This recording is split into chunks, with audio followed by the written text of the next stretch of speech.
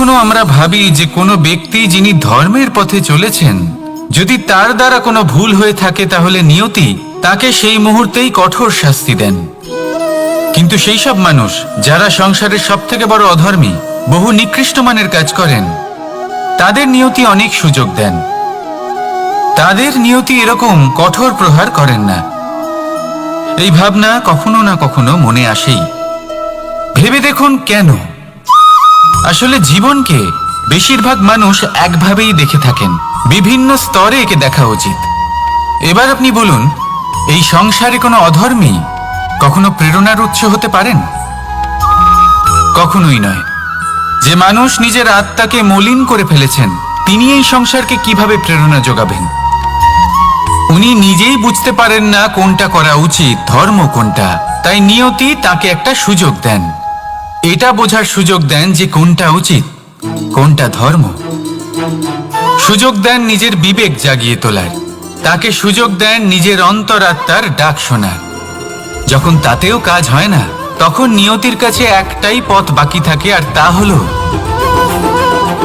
মহাবিনাশ। মহাবিনাশ হয়তো দেরিতেই আসতে পারে, কিন্তু তা অবশ্যই আসবে। আর যখন মহাবিনাশ আসে, তখন মহাবিনাশের যন্ত্রণা সমগ্র মানব জীবনের যন্ত্রণার থেকে অনেক বেশি হয়। এই কথাটা সবসময় মনে রাখবেন। আর অন্যদিকে যে মানুষ ধর্মের পথে চলছেন, তার দ্বারা যদি কোনো ভুল হয়ে থাকে, তখন নিয়তি তার পরীক্ষা নেন। কিছুক্ষণের জন্য মানুষের মনে হতে পারে নিয়তি তাকে কঠোর শাস্তি দিয়েছেন, কিন্তু সময়ের সাথে আমরা সবাই দেখি যে যখন সেই মানুষ সেই পরীক্ষায় উত্তীর্ণ হন, এই সমস্ত সংসারের জন্য প্রেরণার উৎস হয়ে ওঠেন। অর্থাৎ নিয়তি প্রত্যেক মানুষকে তার কর্ম অনুসারে উচিত ফলও দেন, উচিত শাস্তিও দেন। পার্থক্য হলো শুধুমাত্র সময় আর আপনার দৃষ্টিভঙ্গির। তাই ধর্মের পথে চলুন আর আমার সাথে ভালোবেসে বলুন, রাধা রাধা। দ্বিধাবোধ। অনেক সময় আমরা জীবনে সেই বাঁকে এসে পৌঁছই যেখানে আমরা বুঝতেই পারি না যে এবার কোন দিক নির্বাচন করা উচিত। কখনো এদিকে যাওয়া উচিত মনে হয়, কখনো ওদিকে যাওয়া উচিত মনে হয়, কখনো দুদিকেই যাওয়া প্রয়োজনীয় বলে মনে হয়, কিন্তু তা তো সম্ভব নয়। কখনো কখনো এটা মনে হয় যে এখানেই থেমে যাওয়া ভালো, কোথাও না যাওয়াই শ্রেয়। এবার একেই তো দ্বিধাবোধ বলে। সংসারে এমন কোনো দ্বিধা নেই যার সমাধান সম্ভব নয়। এই দ্বিধাবোধ স্বাভাবিক।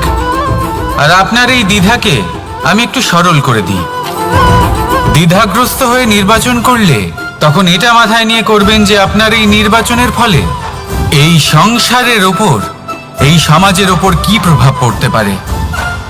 নিজের লাভ ক্ষতির বিষয়ে ভাবা ছেড়ে দিন আর কর্ম করুন সংসারের মঙ্গলের জন্য, আগামী প্রজন্মের মঙ্গলের জন্য। ভাবুন আপনার এই নির্বাচনের জন্য কিভাবে তাদের জীবনের উদ্ধার সম্ভব। কারণ এই ভাবনাই হলো উচিত ভাবনা।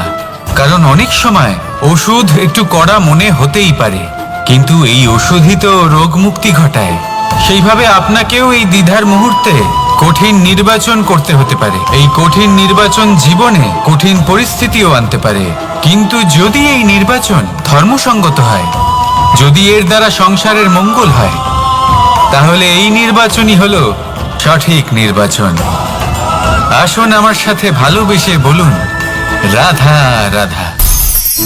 মানুষ নানান ধরনের বাসনা পোষণ করেন, তাদের নানান ইচ্ছে থাকে, অভিলাষা থাকে, নানান কামনা করতে থাকেন, স্বপ্ন দেখেন, প্রার্থনা করেন যেন তা সফল হয়, নিজের সম্পন্নতা কামনা করেন, আর শেষে নিরাশ হয়ে যান কারণ এসব কিছুই পান না। আপনাকে একটা ছোট্ট উদাহরণ দিই। জঙ্গলের রাজা কাকে বলা হয়? সিংহকে। এবার যেহেতু সিংহ বনের রাজা, তাই হরিণ তো তার কাছে এসে এটা বলতে পারে না যে আপনি হলেন বনের রাজা, তাই আপনি আমাকে মেরে ফেলুন, আমাকে খেয়ে ফেলুন আর নিজের ক্ষুধা নিবারণ করুন। এমন তো হয় না। সিংহ যতই বনের রাজা হোক, তাকেও পরিশ্রম অবশ্যই করতে হয়, তবেই তার ক্ষুধা নিবারণ হয়। সেইভাবেই আপনার সমস্ত স্বপ্ন, আপনার সমস্ত ইচ্ছে, আপনার সমস্ত অভিলাষা, সমস্ত আকাঙ্ক্ষা পূরণ হবেই, অবশ্যই হবে, পরিশ্রমের দ্বারা। শুধু ভাবলেই হবে না। তাহলে আপনিও জীবনে পরিশ্রম করুন, নিজের সমস্ত স্বপ্ন পূরণ করুন, আর আমার সাথে ভালোবেসে বলুন, রাধা রাধা। আপনি কি কখনো কোনো উঁচু পর্বতের শিখরে পৌঁছতে পেরেছেন? যদি পৌঁছে থাকেন বা যদি আপনি কোনো উঁচু পর্বতের শিখরে যান, তাহলে ভালো করে দেখবেন, আপনি যত উঁচুতে অগ্রসর হতে থাকবেন, আস্তে আস্তে সমস্ত বনস্পতি বিলুপ্ত হতে থাকে। তারপরে সমস্ত গাছপালা, পশু পাখি সব বিলুপ্ত হতে থাকে। শেষ পর্যন্ত সেই শিখরে থেকে যায় শুধুমাত্র শান্তি, নীরবতা। আমাদের মানুষের সাথেও এটাই হয়। মানুষ যখন আত্মবিকাশের পথে অগ্রসর হতে থাকে এবং নিজের জীবনের শিখরে পৌঁছতে চায়, তখন তার একা থাকা অত্যন্ত প্রয়োজনীয় হয়। আর তাকে তখন ত্যাগ করতে হয় নিজের সুখ স্বাচ্ছন্দ্য, নিজের সম্পত্তি, নিজের সমৃদ্ধি, নিজের সৌন্দর্য। দেখুন, জীবনের শিখরে পৌঁছনো একেবারেই সহজ কাজ নয়। এ হলো অত্যন্ত দুর্গম এক পথ। কিন্তু যদি আপনি সেখানে পৌঁছতে চান, তাহলে আপনাকে ত্যাগের প্রবৃত্তি জাগিয়ে তুলতে হবে। ত্যাগ কি সেটা জানতে হবে, কারণ ত্যাগের ফলেই মনে শান্তি আসে, আর সেই শান্তির ফলে মনে উৎপন্ন হয় প্রেম। আর এই প্রেমই হলো জীবনের অন্তিম লক্ষ্য। তাহলে আসুন আমার সাথে ভালোবেসে বলুন, রাধা রাধা। অধিকার, এটা না কোনো সাধারণ শব্দ, না কোনো ব্যবসা, নিজেই একটা অদ্ভুত ব্যাপার এই অধিকার। স্বয়ং ঈশ্বর মানুষকে জীবন বাঁচার অধিকার দিয়েছেন।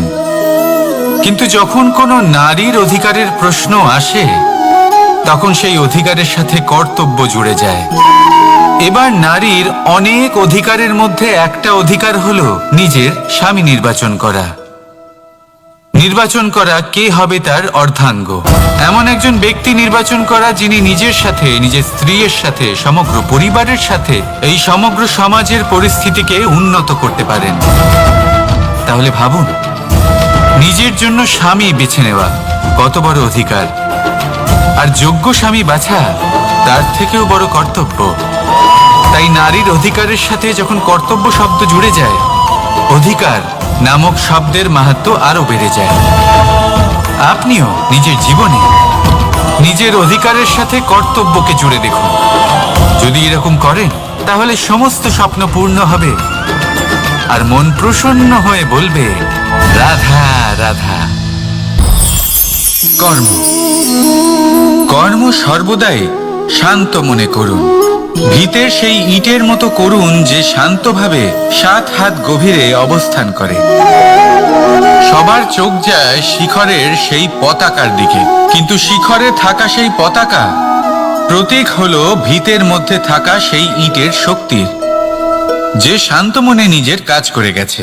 তাই এইভাবেই নিজের কর্ম করুন শান্ত মনে, সন্তোষ ভাব নিয়ে। কলরব যা করার তা আপনার সাফল্যকে করতে দিন, কারণ যখন সাফল্যের এই জয় জয়কার চারিদিকে ছড়িয়ে পড়ে, তখন কর্মের এই মৌনতা আরো শক্তিশালী হয়ে ওঠে। তাহলে আসুন আমার সাথে ভালোবেসে বলুন, রাধা রাধা। পরীক্ষা এমন একটা শব্দ যেটা শুনে সংসারের বেশিরভাগ মানুষই ভয়ভীত হয়ে পড়েন। কারণটা কি? অসফলতার ভয়। পরীক্ষা এই শব্দের যদি আমি অন্য দিকটা দেখাই, তার তাৎপর্য এই নয় যে আপনার দুর্বলতা সবার সামনে তুলে ধরবে। এটা তো হলো সেই যুক্তি যা আপনার বল, সাহস, শক্তিগুলি সবার সম্মুখে তুলে ধরবে। আগে হ্যাঁ, এটাই হলো সেই যুক্তি। আপনি নিজেই কখনো দেখবেন, পরীক্ষার সময় আপনার অন্তরের অনেক গুণ বাইরে বেরিয়ে আসে। এমন কোন শক্তির উদ্ভব হয় যার বিষয়ে আপনি নিজেও জানতেন না, ঠিক কিনা? তাই এই পরীক্ষাকে কখনো ভয় পাবেন না। বিশ্বাসের সাথে নির্ভীক হয়ে এটার সম্মুখীন হন। দিনের শেষে এই পরীক্ষা শুধুই আপনাকে উজ্জ্বল করবে, আপনাকে আরো শ্রেষ্ঠ করে তুলবে। তাহলে আসুন আমার সাথে ভালোবেসে বলুন, রাধা রাধা।